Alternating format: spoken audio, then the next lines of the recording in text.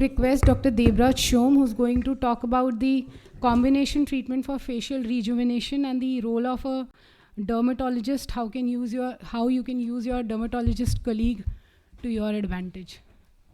Dr. DEBRAJ is a name who everyone knows in the aesthetic practice in oculoplasty surgery. And he runs, he's the director of the aesthetic clinics, which has many chains all over India. Dr. DEBRAJ, please.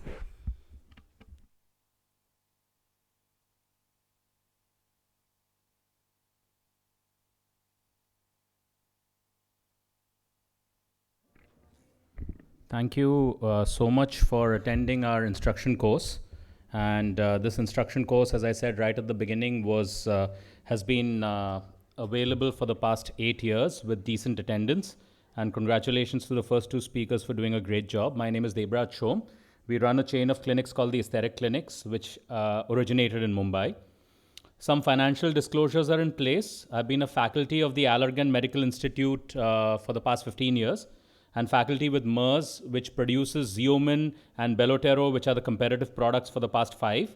And faculty with Aptos, which produces threads all over the world for multiple years as well.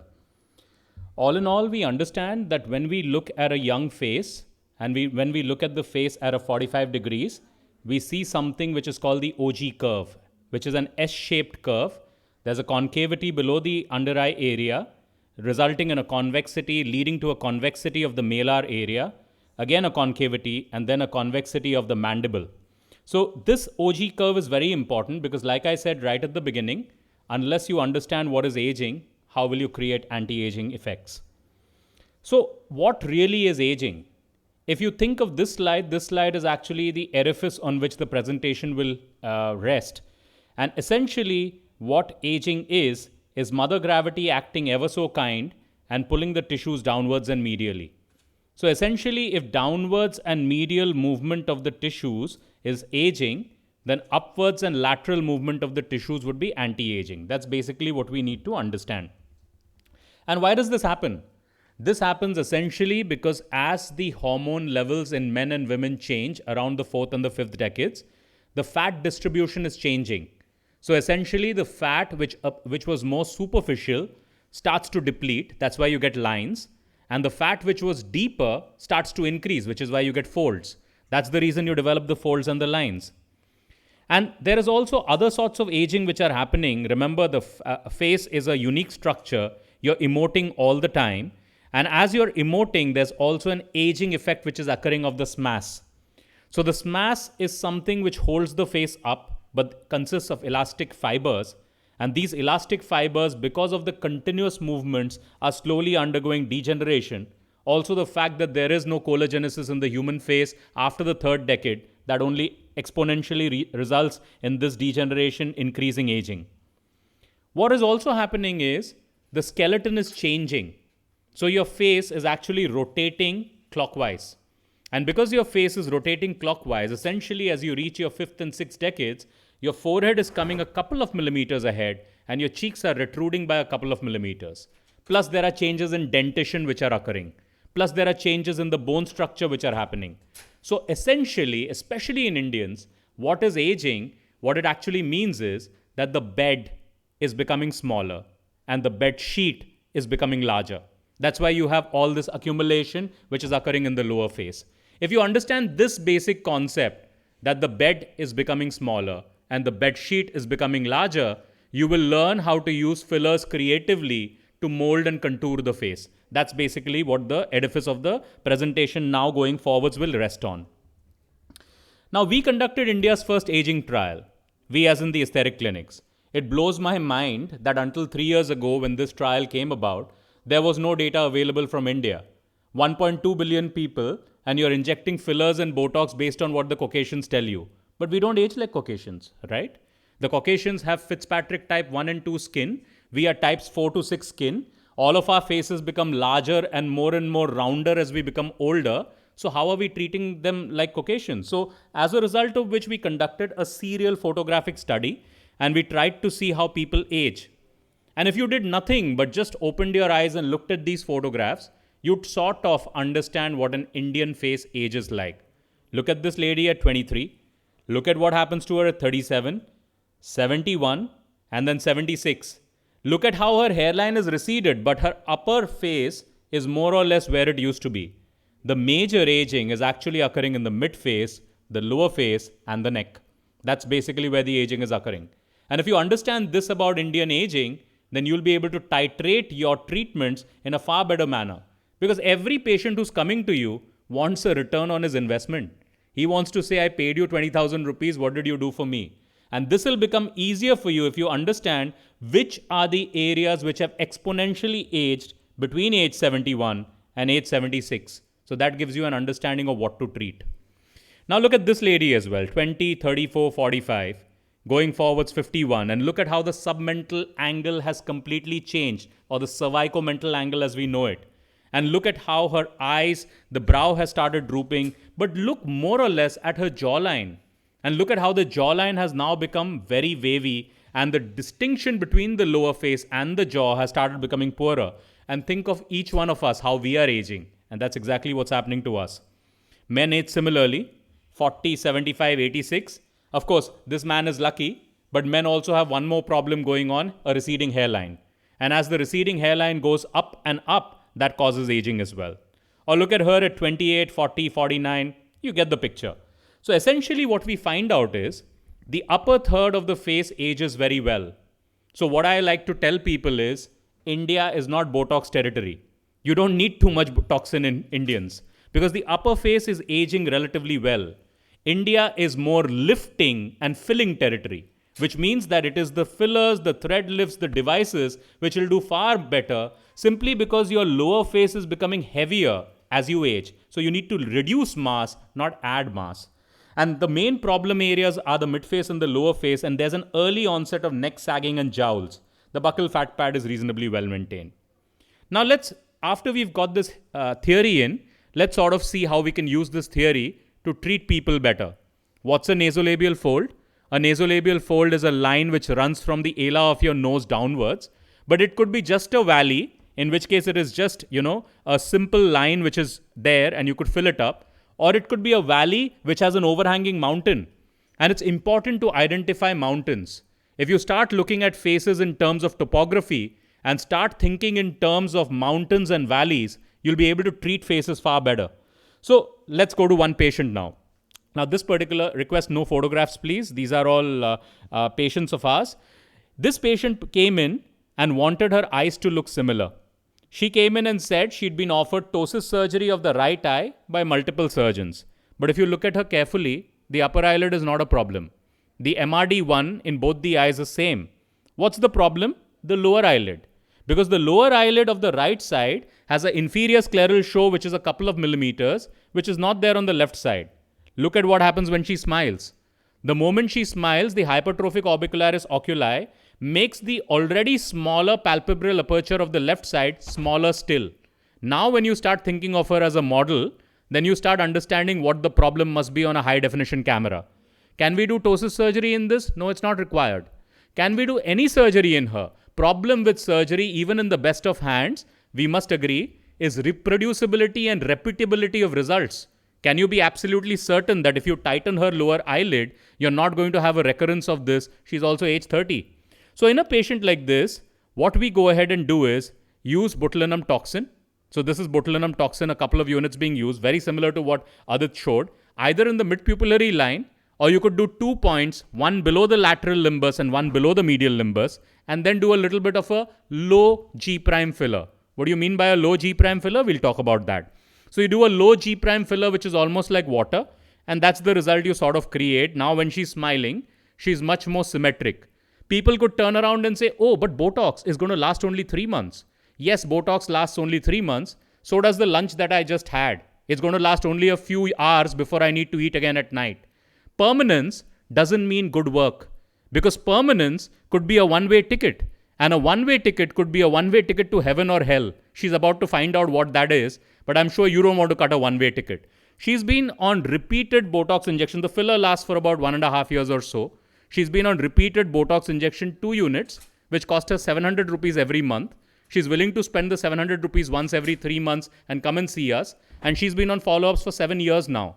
And we've not needed surgery. And she's very happy. I'm not saying surgery is not the way out. I'm just going ahead and saying that there are different strokes for different folks. And unless and until we recognize that, every person, if a hammer is all we have in our toolkit, every person will look like a nail. And that's not what we should be doing. Let's look at this 46-year-old lady. She's now been a patient for 14 years. And I promise you she looks better today at 60 than she did at 46. Why am I showcasing this particular patient? Because 2006 is when she presented to us. 2006 in India was an interesting year because there was only toxin available and only one filler, Juvederm Ultra Plus, was available. No other fillers were available. So as a result of which we didn't have threads. We didn't have many of the guns which we use in our practice on a daily basis today. She came in and she said, I look tired. Can you make me look rejuvenated? And that's something which is important, right? Because I hear all the time people turning around and saying, I don't mind aging. It's not only about aging. It's also about aging gracefully. Your soul might be that of a 20-year-old all your life. But if your face looks like an 80-year-old, trust me, it's difficult to speak to that 80-year-old like a 20-year-old. So from that perspective, it's basically trying to camouflage all of these things. When she smiles, you find that there are dynamic and static changes which are occurring. What did we do? Some Botox to the forehead and to the glabellar lines, some fillers in these areas, and that's only Juvederm Ultra Plus, a little bit more of Botox in creative manners to lift the lower face, upper face, and so on and so forth. And where did we take her? We sort of took her from here to here in the space of 2 weeks, right? Now, because incremental changes are important, and in aesthetics, we teach people that if you had 1 raised to the power of n, it would be 1. But if it is 1.01 raised to the power of n, it's 1.37. Which means if you did 0.01 activities every day more, those incremental activities or the incremental changes in your face would slowly and steadily push you towards being a different person. And that's exactly what happens in aesthetics. Now, in a light face like this, which has only a valley, do a little bit of fillers, simple. I mean, use the filler literally like a pothole filler.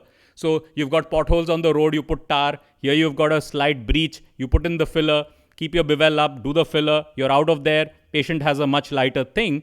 But in a heavier face like this, and that was a Caucasian face, this is a Middle Eastern face. She's a Bahraini patient.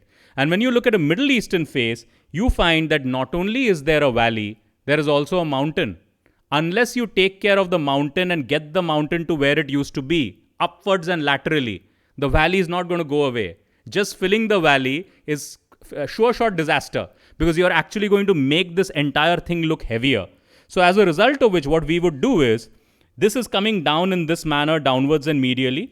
We need to take it upwards and laterally, and that's basically what we will do. So we'll use a high G' filler, which is like Juvederm Voluma. A high G' filler is something which is lifting power and lasts a long time. So this is being used in the lateral face. Essentially what you're doing is, you're raising the pillars of the face so that the tent of the face then becomes tighter. Think of the face like a tent. It's drooping down because the bone structure is gone. So you're raising the face in this manner so that you can then get the mountain to go up. And the moment you do that and the mountain has gone up, then it becomes easy to put a low G' filler in the valley, fill it up, and that's where you get the patient a few hours later. So that's the difference that you can create. Now, obviously, if raising the face, and especially for a room full of ophthalmologists and oculofacial plastic surgeons, under eye fillers is going to be important. The one take-home message I have for anyone who does under eye fillers is, you've got to raise the cheek. If you don't raise the cheek, just filling in the under eye is not going to look good. Remember, the under eye tear trough occurred because the cheek has started to droop.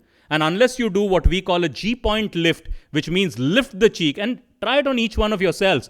Raise your cheek in this manner, take a selfie camera and see how much better your under eye already looks. So getting the cheek up with either a filler or with threads becomes important, especially when treating the under eye. So what are facial threads? Facial threads are basically, these are a non-surgical procedure done under local anesthesia. These are done in the doctor's office, so they are not a surgical procedure. They are like the stem of a rose, and the stem of a rose which has thorns all the way around. And by having thorns all the way around, what they do is they lift up the face. The results last for about 2 years. You can see the patient is very comfortable. Then you snip the threads close to the skin and you're done. And that's the end of it. So essentially in a heavy face like this, which has very heavy folds, using the thread lift to raise this fold is very important. Because unless and until you raise the face, you're not going to get the filler to act well. Moment you've raised that, then the mountain goes up, and then you can coat the valley with the filler, resulting in these sort of results almost immediately after.